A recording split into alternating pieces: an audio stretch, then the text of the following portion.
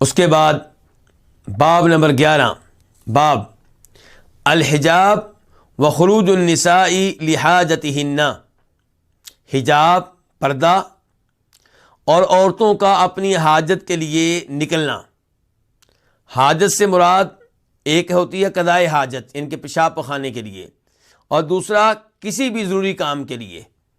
عام طور پہ عربی میں جب یہ لفظ استعمال ہوتا ہے تو اس سے مراد قضائے حاجت ہوتی ہے، جب یہ کہا جائے گھر سے باہر نکلے ہیں۔ اس زمانے میں جب کہ گھروں میں واش روم وغیرہ نہیں ہوتے تھے تو اس لفظ کا استعمال پیشاب پخانے کی حاجت پہ ہوتا تھا، اور کبھی کبھی اس کا استعمال دوسری حاجات کے اوپر بھی ہو جایا کرتا تھا۔ حدیث 1029 قاف، اس حدیث کے بیان کرنے پہ اتفاق ہے امام بخاری کا اور امام مسلم کا۔ ان عائشہ ان ازواج رسول اللہ صلی اللہ علیہ وسلم کننا یخرجن باللیل اذا تبرزنا، ام المؤمنین عائشہ رضی اللہ عنہا سے روایت ہے کہ بے شک نبی علیہ السلام کی بیویاں رات کے وقت نکلا کرتی تھیں جب انہوں نے تبرزنا قضائے حاجت کے لیے نکلنا ہوتا تھا۔ تبرزنا یہ براز سے ہے، یعنی کہ پیشاب پخانے کے لیے نکلنا۔ تو اس کام کے لیے امہات المومنین کام نکلتی تھی رات کے وقت۔ کیوں؟ رات کے وقت اندھیرا ہوتا ہے اور پردے کا معاملہ آسان ہو جاتا ہے، اور اندھیرے میں کسی مرد کا عورتوں کو دیکھنا ناممکن ہو جاتا ہے۔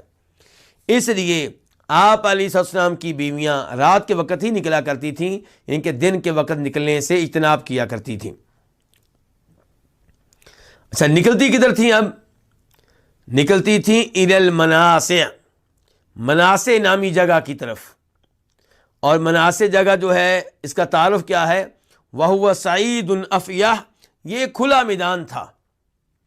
یہ جگہ کیا تھی؟ ایک کھلا میدان تھا، اور یہ بقیع کی جانب تھی یہ جگہ، جدھر آج کل بقیع قبرستان ہے، اس جانب یہ کھلا میدان تھا۔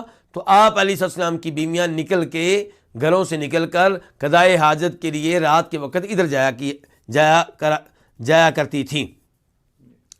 فکان عمر بن الخطاب یقول لرسول اللہ صلی اللہ علیہ وسلم، تو عمر بن خطاب نبی علیہ السلام سے کہا کرتے تھے، احجب نساءک، آپ اپنی بیویوں کو پردے کے بارے میں کہیے، آپ ان کا پردہ کروائیے، اپنی بیویوں سے حجاب کا مطالبہ کیجئے، اپنی بیویوں کو حجاب کا حکم دیجئے، پردے کا حکم دیجئے۔ فلم یکن رسول اللہ صلی اللہ علیہ وسلم یفعل، تو نبی علیہ السلام یہ کام نہیں کرتے تھے، یعنی کہ آپ نے ایسا آرڈر نہیں دیا تھا جس کے نتیجے میں پردہ واجب ہو جائے، جس کے نتیجے میں پردہ ضروری ہو جائے، کیونکہ ابھی اللہ رب العزت کی طرف سے ایسا حکم نازل نہیں ہوا تھا۔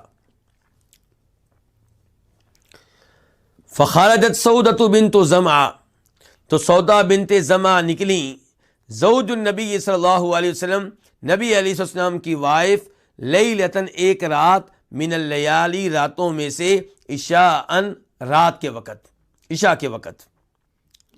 وکانت امراتن طویلتن، اور وہ لمبے قد والی خاتون تھیں، طویل قسم کی خاتون تھیں، ان کا قد لمبا تھا۔ فناداہا عمر، تو جناب عمر نے ان کو آواز دی، کن کو؟ جناب سودا بنت زمعہ کو۔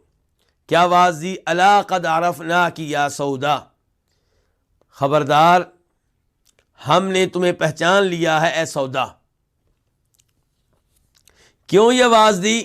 حرصاً علی ان ینزل الحجاب، یہ آواز اس لیے دی کہ وہ حرص رکھتے تھے اس بات کی، رغبت رکھتے تھے اس بات کی کہ حجاب کو نازل کیا جائے، پردے کے حکم کو نازل کیا جائے، چاہتے تھے کہ اللہ تعالیٰ کی طرف سے پردے کا حکم نازل ہو جائے۔ فانزل اللہ آیت الحجاب، چنانچہ اللہ تعالیٰ نے پردے کی آیت نازل کر دی، حجاب کی آیت نازل کر دی۔ اور یہ کون سی آیت ہے؟ یہ سورہ احزاب کی آیت ہے۔ یا ایھا الذین آمنوا لا تدخلوا بیوت النبی الا ان یؤذن لکم الی طعام غیر ناظرین اناء ولکن اذا دعیتم فادخلوا فاذا طعمتم فانتشروا ولا مستأنسین لحدیث ان ذلکم کان یؤذی النبی فیستحیی منکم واللہ لا یستحیی من الحق وَإِذَا سَأَلْتُمُوهُنَّ مَتَاعًا فَاسْأَلُوهُنَّ مِنْ وَرَاءِ حِجَابٍ ذَلِكُمْ أَطْهَرُ لِقُلُوبِكُمْ وَقُلُوبِهِنْ۔ اس آیت کا مفہوم اور خلاصہ کیا ہے کہ اے ایمان والو، تم نبی علیہ السلام کے گھر میں داخل نہ ہوا کرو مگر یہ کہ تمہیں داخل ہونے کی اجازت دی جائے۔ بغیر اجازت کے آپ علیہ السلام کے گھر میں داخل ہونے کی تمہیں اجازت نہیں ہے۔ ہاں، جب تمہیں اجازت دی جائے اور بلایا جائے کس کے لیے؟ کھانے کے لیے، تب تمہیں آنے کی اجازت ہے، وہ بھی اس وقت آنا جب کھانا پک جائے، یہ نہیں کہ پہلے ہی اتنی دیر آ کے بیٹھ جاؤ۔ ولیکن اذا دعیتم فادخلوا، تو جب تمہیں دعوت دی جائے تو پھر نبی علیہ السلام کے گھر میں داخل ہو سکتے ہو، اور جب کھانا کھا لو تو پھر تم آپ کے گھر سے نکل جاؤ۔ وہاں بیٹھ کے گفتگو کرنا یہ تمہارے لیے جائز نہیں ہے، کیونکہ یہ چیز نبی علیہ السلام کو تکلیف دیتی ہے اور آپ شرماتے ہیں یہ حق بات کہنے سے، لیکن اللہ تعالیٰ نہیں شرماتا۔ اس کے بعد کہا وَإِذَا سَأَلْتُمُوهُنَّ، جب تم نبی علیہ السلام کی بیویوں سے کوئی سوال کرو، کوئی پوچھنا چاہو، کوئی چیز لینی ہو تو فَاسْأَلُوهُنَّ مِنْ وَرَاءِ حِجَابٍ، تو ان سے سوال کرو پردے کے پیچھے سے۔ آگے درمیان میں پردہ ہونا چاہیے، یعنی کہ تم ان کے چہرے کو دیکھ نہ پاؤ، درمیان میں پردہ ہو۔ کیوں؟ فرمایا ذالکم اطہر لقلوبکم وقلوبہن، اس سے تمہارے دل بھی پاکیزہ رہیں گے، ان کے دل بھی پاکیزہ رہیں گے۔ یہ ہے آیت الحجاب، سورہ احزاب، اور غالباً یہ آیت نمبر 52 بنتی ہے۔ تو اس آیت میں اللہ تعالیٰ نے حجاب کا حکم دیا ہے، اور یہ بات معلوم رہے کہ بہت سی احادیث میں واضح طور پہ آتا ہے کہ پردے کا حکم نازل ہوا ہے جناب زینب بنت جاش کی شادی کے بعد۔ نبی علیہ السلام نے زینب بنت جاش سے شادی کی، اور یہ زینب بنت جاش وہی ہیں جو آپ کی پھوپھو کی بیٹی ہیں، اور آپ نے پہلے ان کی شادی کی تھی جناب زید بن حارثہ سے، جن کو آپ نے کسی زمانے میں منہ بولا بیٹا قرار دیا تھا، لیکن زینب رضی اللہ تعالی عنہا میں اور زید میں نباہ نہ ہو سکا، ان کے تعلقات آپس میں ایسے نہیں رہے کہ بطور میاں بیوی وہ مزید آگے بڑھ سکیں، تو جناب زید نے ان کو طلاق دے دی۔ تو اللہ رب العزت نے آسمانوں کے اوپر سے آپ کا نکاح جناب زینب سے کر دیا، جبکہ نبی علیہ السلام ایسا نہیں چاہتے تھے، کیونکہ آپ کو ڈر تھا کہ اہل مکہ باتیں کریں گے کہ دیکھو اس نے اپنی بہو سے شادی کر لی ہے، جبکہ وہ آپ کی بہو نہیں تھی، کیونکہ زید آپ کے بیٹے نہیں تھے۔ منہ بولا بیٹا ہونا اور چیز ہے، حقیقی بیٹا ہونا اور چیز ہے۔ تو جناب زینب بنت جاش سے آپ کی شادی ہو گئی، پھر آپ نے ان کا ولیمہ بھی کیا۔ ولیمے کے موقع پہ آپ نے صحابہ کرام کو بلایا، ان کی دعوت کی، وہ آئے۔ اب آپ چاہتے تھے کہ کھانا کھا کے یہ لوگ چلے جائیں، اور آپ نے اس کے لیے کیا کیا کہ آپ گھر سے اٹھے باہر چلے گئے تاکہ یہ لوگ بھی چلے جائیں، لیکن سب لوگ چلے گئے، 3 لوگ وہاں پہ بیٹھے رہے۔ آپ دوبارہ آئے تو پھر بیٹھے ہوئے تھے، آپ پھر نکل گئے باہر۔ بہرحال وہ کافی تاخیر سے اٹھے۔ جب وہ اٹھ گئے تو جناب انس بن مالک کہتے ہیں کہ میں نے نبی علیہ السلام کو بتایا کہ وہ لوگ چلے گئے ہیں، اب آپ گھر میں داخل ہوئے۔ انس بن مالک کہتے ہیں میں بھی آپ کے پیچھے داخل ہونے لگا، یعنی کہ انس بن مالک آپ کی خدمت کیا کرتے تھے، پہلے گھر میں داخل ہوا کرتے تھے۔ کہتے ہیں میں داخل ہونے لگا تو نبی علیہ السلام نے میرے اور اپنے درمیان پردہ ڈال دیا، اور پردے کا حکم نازل ہو گیا۔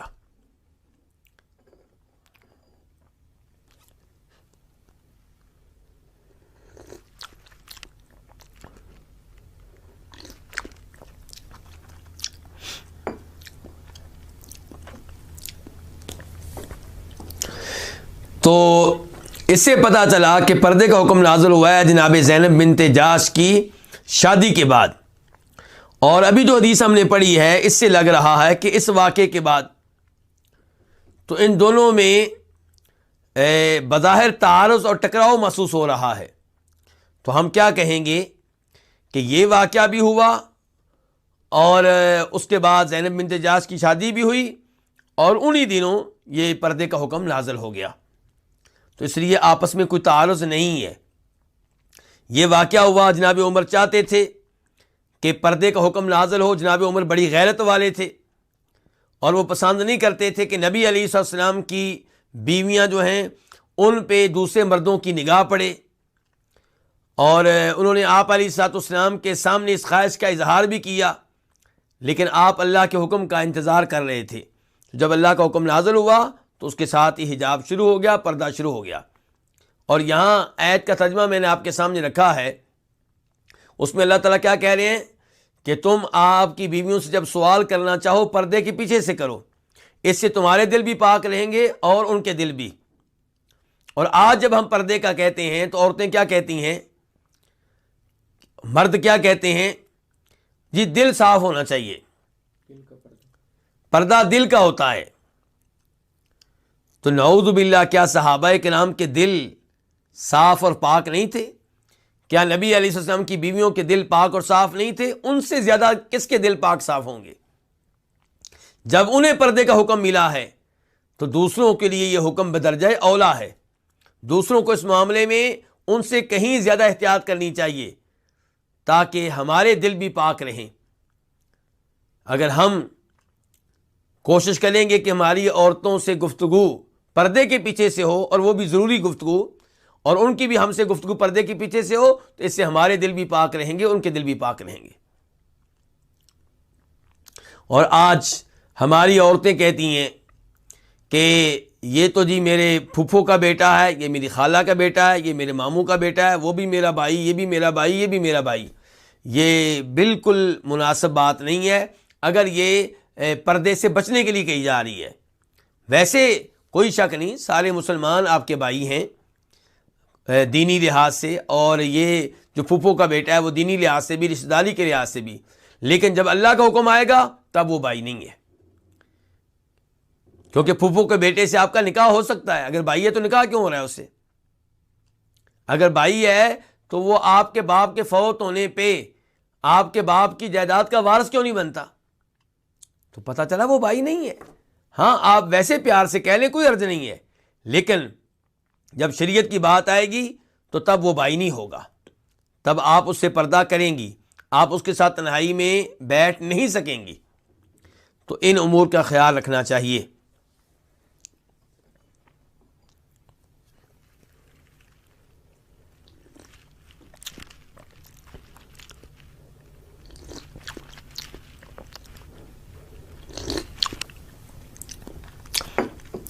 یہاں پہ جو ابھی حدیث ہم نے پڑھی ہے، شاید کئی لوگوں کے ذہنوں میں یہ سوال پیدا ہو کہ جناب عمر فاروق نے سودا رضی اللہ عنہ کو کیسے پہچان لیا؟ تو ہم سب کو یہ بات معلوم ہونی چاہیے کہ سودا کون ہے؟ قریش سے تعلق رکھتی ہیں. اور جناب عمر کہاں سے ہیں؟ وہ بھی قریشی ہیں، وہ بھی مکہ کی، یہ بھی مکہ کے، ادھر ہی سب پلے بڑے ہیں، سب ایک دوسرے کو جانتے تھے. دین تو بعد میں آیا، پردے کے احکام تو بعد میں آئے، پہلے سے ایک دوسرے کو جانتے تھے، دیکھتے رہتے تھے ایک دوسرے کو. تو اس لیے کوئی زیادہ عجیب بات نہیں ہے. اس کے بعد اسی حدیث کا ایک اور حصہ جو ایک اور روایت میں آیا ہے وہ آپ کے سامنے رکھنا چاہوں گا، اور وہ ہماری کتاب میں موجود ہے، میں اپنی طرف سے بیان نہیں کروں گا. وہ کیسے ہے کہ وفی روایت لہما، اور ان دونوں کی ایک روایت میں ہے کہ ان دونوں کی امام بخاری اور امام مسلم کی ایک روایت میں ہے، یعنی کہ اس حدیث کی ایک روایت میں ہے. قالت، وہ کہتی ہیں، کون؟ ام المؤمنین عائشہ رضی اللہ تعالی عنہا کہتی ہیں کہ خرجت سودۃ بعد ما ضرب الحجاب لحاجتها، کہ سودا نکلی. سودا کون سی؟ سودا بنت زمعہ. سودا بنت زمعہ کون ہے؟ نبی علیہ السلام کی وائف ہیں، یعنی کہ جناب خدیجہ کے بعد جن سے آپ نے شادی کی تھی وہ کون تھیں؟ سودا تھیں. اور یہی وہ ہیں جو بڑی عمر کی تھیں جنہوں نے اپنی بالی جناب عائشہ کو گفٹ کر دی تھی۔ تو سودا نکلی بعد ما ضرب الحجاب، حجاب نازل ہو جانے کے بعد۔ حجاب سے مراد کیا ہے؟ پردہ، یعنی کہ پردے کا حکم نازل ہو جانے کے بعد سودا نکلی لحاجت، یا اپنی کسی حاجت کے لیے، اپنی حاجت کے لیے۔ اور اس حاجت سے مراد قضائی حاجت بھی ہو سکتا ہے اور کوئی اور کام بھی ہو سکتا ہے۔ وَكَانَتِ امْرَأَةً جَسِيمَةً لَا تَخْفَى عَلَى مَنْ يَعْرِفُهَا، اور وہ بھاری جسم والی تھیں، ان کا جسم بھاری تھا، یعنی کہ لمبے قد کی بھی تھیں اور یہاں سے پتہ چلا کہ جسم بھاری بھی تھا۔ تو وہ بھاری جسم والی تھیں، لا تخفى علی من یعرفها، وہ پوشیدہ نہیں رہ سکتی تھیں اس سے جو ان کو پہچانتا تھا، یعنی کہ جو ان کو پہلے سے پہچانتا تھا اب اگر یہ عورتوں میں کھڑی ہیں تو پہچان لے گا کہ یہ سودا ہے، کیونکہ پہلے سے آپ نے دیکھا ہوا ہے۔ اب ان کا قد بھی لمبا ہے، جسم بھی بھاری ہے، تو جس نے پہلے سے دیکھا ہے وہ پہچان لے گا کہ یہ سودا ہے، یہ مطلب ہے۔ فرآہا عمر بن الخطاب، تو انہیں دیکھ لیا عمر بن خطاب نے۔ فقال، تو انہوں نے کہا یا سودا، اے سودا، اما واللہ ما تخفین علینا، خبردار اللہ کی قسم تم ہم سے مخفی نہیں ہو، چھپی ہوئی نہیں ہو، یعنی کہ ہم تمہیں پہچان رہے ہیں، تم ہم سے مخفی نہیں ہو، چھپی ہوئی نہیں ہو۔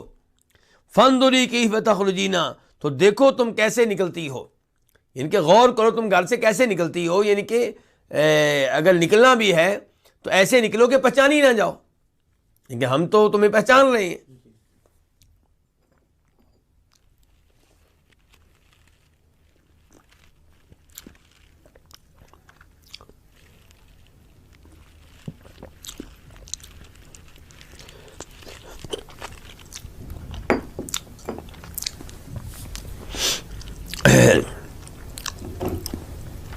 قالت، کہتی ہیں کون؟ ام المؤمنین عائشہ کہتی ہیں فن کفأت راجعہ، تو وہ پلٹی واپسی کی راہ لیتے ہوئے، یعنی کہ وہ پلٹی راج اتنے سال میں کہ واپس آ رہی تھیں، یعنی کہ اپنے کام کے لیے نہیں گئیں، جناب عمر کی باتیں سن کے واپس آ گئیں، واپس پلٹ آئیں، واپس آ گئیں۔ ورسول اللہ صلی اللہ علیہ وسلم فی بیتی، جب کہ اللہ کے رسول علیہ السلام میرے گھر میں تھے، یعنی کہ جناب سودا اس واقعے کے بعد کس کے پاس آ رہی ہیں؟ اللہ کے رسول کے پاس۔ اب اللہ کے رسول جناب عائشہ کے گھر میں تھے تو سودا ادھر آ گئی۔ وَإِنَّهُ لَيَتَعَشَّى، اور آپ کیا کر رہے تھے؟ آپ رات کا کھانا کھا رہے تھے۔ جب سودا آئی ہیں تو نبی علیہ السلام کیا کر رہے تھے؟ بے شک آپ رات کا کھانا کھا رہے تھے۔ وفی یدہ عرق، اس حال میں کہ آپ کے ہاتھ میں ایک ہڈی تھی جس کے اوپر کچھ گوشت تھا۔ عرق ایسی ہڈی کو کہتے ہیں جس کے اوپر تھوڑا بہت گوشت ہو۔ فدخلت، تو سودا تشریف لے آئیں، داخل ہوئیں۔ فقالت، کہنے لگیں یا رسول اللہ، اللہ کے رسول، انی خرجت لبعض حاجتی، بے شک میں نکلی اپنی کسی حاجت کے لیے۔ فقال علی عمر کذا وکذا، تو عمر نے مجھ سے اس طرح کہا ہے، یہ باتیں کی ہیں۔ قالت، ام المؤمنین عائشہ کہتی ہیں فاوحى اللہ الیہ، تو اللہ نے آپ کی طرف وحی کی۔ کس کی طرف؟ اللہ کے نبی علیہ السلام کی طرف اللہ نے وحی کی۔ ثم رفع عنہ، پھر آپ سے یہ چیز دور کر دی گئی۔ کون سی چیز؟ یہ وحی کی حالت، یہ وحی کی حالت آپ سے کیا کر دی گئی؟ آپ سے دور کر دی گئی، یعنی کہ آپ کے اوپر جب وحی نازل ہوتی تھی تو آپ کی حالت جو ہے وہ ایسی ہوتی تھی کہ سردیوں میں بھی آپ کو گرمی لگتی تھی، پسینہ آپ کو آتا، پسینے کے قطرے گرنے لگتے اور جسم آپ کا بوجھل ہو جاتا۔ تو یہ حالت پھر ختم کر دی گئی، وہی ان کے، اس کا مطلب ہے کہ وہی ختم ہو گئی۔ پہلے وہی شروع ہوئی، پھر جناب عائشہ بتانے لگیں کہ پھر وہ ختم ہو گئی۔ وَإِنَّ الْعَرْقَ فِي يَدِهِ، جب کہ وہ ہڈی جس کے اوپر گوشت تھا وہ ابھی تک آپ کے ہاتھ میں تھی، ما وضعہ، اس کو آپ نے زمین پہ رکھا نہیں تھا، اس کو پھینکا نہیں تھا، وہ ہاتھ میں ویسے ہی. فقال، تو آپ نے کہا، کس نے؟ اللہ کے نبی صلی اللہ علیہ وسلم نے فرمایا، انہ قد اذن لکن ان تخرجن لحاجتکن، بے شک بات یہ ہے کہ تمہیں اجازت دی گئی ہے کہ تم اپنی حاجت کے لیے نکل سکتی ہو.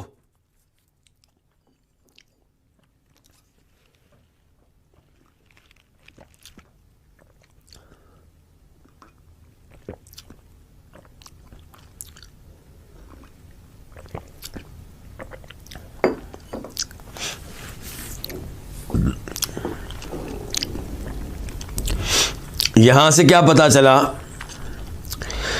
یہاں سے یہ پتا چلا کہ نبی علیہ الصلوۃ والسلام کا اپنی بیویوں کے ساتھ سلوک کتنا اچھا تھا. جناب عمر کا واقعہ ہوا ہے تو ایسا نہیں ہے کہ آپ نے آگے سے ڈانٹا ہو کہ بھئی وہ ٹھیک کہہ رہے ہیں، تمہیں اپنا خیال رکھنا چاہیے. نہیں، ایسی کوئی بات نہیں کی. اور پھر آپ پہ وحی نازل ہونا شروع ہوئی ہے تو اس سے پتہ چلا کہ آپ کے اوپر قرآن کے علاوہ وحی بھی نازل ہوتی تھی. آپ کے اوپر قرآن کے علاوہ بھی وحی نازل ہوتی تھی. ابھی وحی آپ پہ نازل ہوئی ہے، اور وحی نازل ہونے کے بعد آپ نے کیا بتایا ہے کہ اللہ نے تمہیں اپنی حاجت کے لیے گھر سے نکلنے کی اجازت دے دی ہے. تو اب ایسی کوئی آیت قرآن میں نہیں ہے، تو یہ کیا حدیث ہے؟ تو پتہ چلا کہ قرآن بھی اللہ کی طرف سے وحی ہے، اور آپ علیہ الصلوۃ والسلام پہ جو احادیث ہیں جو نازل ہوئی ہیں وہ بھی اللہ کی وحی ہیں. اس لیے تو قرآن کہتا ہے کہ وہ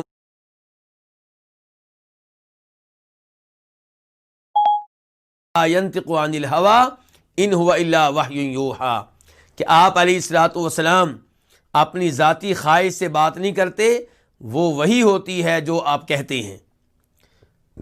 تو آپ پہ نازل کردہ وحی قرآن کی شکل میں بھی موجود ہے، اور آپ علیہ السلام کی احادیث کی شکل میں بھی موجود ہے.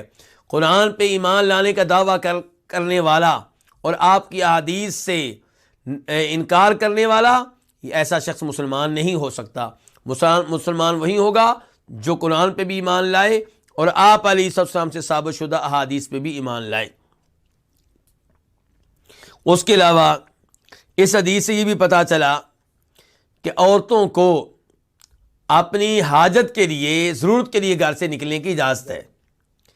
تو اس کا دوسرا مطلب کیا ہے کہ بلا ضرورت گھروں سے نکلنا، ہر وقت یہ چاہنا کہ آج فلاں بازار میں چلیں، فلاں بازار میں چلیں، فلاں مارکیٹ میں چلیں، فلاں مارکیٹ میں چلیں، تو یہ شریعت کی مرضی کے مطابق نہیں ہے.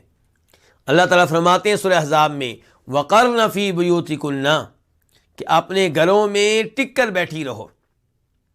اپنے گھروں میں ٹک کر بیٹھی رہو. تو ملازمت کرنا شوق کے طور پہ یہ مناسب نہیں ہے. ہاں، ملازمت آپ تب کریں جب آپ کو اس کی ضرورت ہے. مثال کے طور پہ طلاق ہو گئی ہے، یا آپ بیوہ ہیں، یا خاوند کی تنخواہ بہت کم ہے، یا خاوند کی تنخواہ سے گزارا نہیں ہوتا، لیکن شوقیہ طور پہ گھر میں سب کچھ موجود ہے، خاوند کھلا خرچ کرتا ہے اور خرچ کرنے کے لیے تیار بھی ہے. وہ کہتا ہے کہ آپ آرام سے بیٹھیں، میری خدمت کریں، بچوں کی خدمت کریں، لیکن بس باہر نکلنے کا شوق ہے جی. تو یہ چیز جو ہے شریعت کے مطابق نہیں ہے. اللہ تعالیٰ کہہ رہے ہیں قرآن میں اپنے گھروں میں ٹک کر بیٹھی رہو، اور یہاں پہ آپ علیہ السلام کہہ رہے ہیں کہ تمہیں اپنی حاجت کے لیے گھروں سے نکلنے کی اجازت دی گئی ہے. تو جب کبھی ضرورت ہو عورت بازار میں جا سکتی ہے، کوئی مسئلہ نہیں، لیکن بلا ضرورت ایسے ہی گھومنے کے لیے اس سے بچنا چاہیے، اس سے اجتناب کرنا چاہیے. عورت کے لیے بہترین جگہ اس کا گھر ہے، وہاں اپنا دل لگائے، اپنے شوہر کے ساتھ، اپنے بچوں کے ساتھ.